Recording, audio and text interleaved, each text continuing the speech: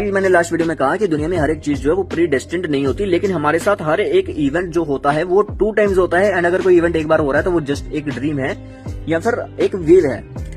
इसी से ही हम डेजा वू एक्सप्लेन करते हैं, ओमेन्स एक्सप्लेन करते हैं। एस्ट्रोलॉजी का भी बेस एक तरीके से इसी से बनता है। लेट्स अज्यूम कि आपके पास एक कॉइन है, आप उस कॉइन को हवा में उछालते हो, तो 2 आउटकम हो सकते हैं, या हेड जाएगा या टेल जाएगा। तो क्या आपको पहले से पता होगा कि आउटकम क्या है? लेकिन अगर आपको उस कॉइन का रेडियस पता हो, आपको ये पता हो कि आप कितनी स्पीड से उसको उछाल रहे हो, आप उसके ग्रेविटी वगैरह को कंसीडर करके आप अगर मैथमेटिकल कैलकुलेशन लगाओगे तो आप उसका फाइनल आउटकम जो है पहले से जान सकते हो। लेकिन अगर वही कॉइन जो हवा में उछला है वहां पर सडनली एक बहुत तेज हवा चल जाती है तो वहां पर फाइनल आउटकम बदल जाएगा।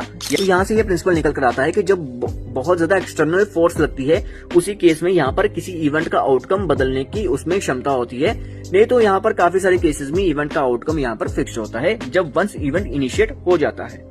अब क्वांटम मैकेनिक्स का यहाँ पर जो सबसे बेसिक प्रिंसिपल है, जो डबल स्लिट एक्सपेरिमेंट से सामने आया था, जिसने पूरा क्वांटम मैकेनिक्स को यहाँ पर खड़ा करा है कि कोई भी जो क्वांटम पार्टिकल है जब तक उसको ऑब्जर्व ना करा जाए, यानी कोई भी जो छोटा पार्टिकल है जब तक उसको ऑब्जर्व नहीं करा जाता या फिर वो यूनिवर्स के साथ इंटरेक्शन में नहीं आता, तब तक वो एक वेव की फॉर्म में रहता है, जहां पर वो एक सुपर पोजिशन में रहता है, यानी कि कोई भी आउटकम उसका पॉसिबल है। लेकिन थ्योरी ये कहती है कि जब वो सुपर पोजीशन में रहता है ना, यानी कि एक इस तरीके की वेव की फॉर्म में रहता है, उसके अंदर वेरिएबल की फॉर्म में, यानी कि कोई x इजिकल टू, जैसे हम मैथमेटिक्स में करते थे ना, वेरिएबल की फॉर्म में उसका जो फाइनल मोस्ट प्रोबेबल आउटकम है वो उसमें हमेशा फिक्स रहता है।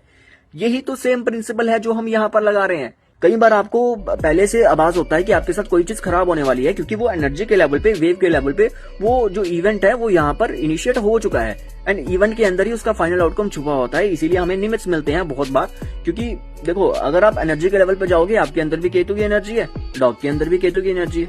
कई बार आपके साथ कुछ बुरा होने वाला होता है तो आपका रास्ता डॉग ब्लॉक कर लेता है, क्योंकि केतु की एनर्जी है ना दोनों के अंदर। अब ओमेन तो मिलेगा, एनर्जी के लेवल पे वो इवेंट जो है वो इनिशिएट हो चुका है, उसका फाइनल आउटकम जो है मोस्ट प्रोबेबली प्रीडिसाइडेड है।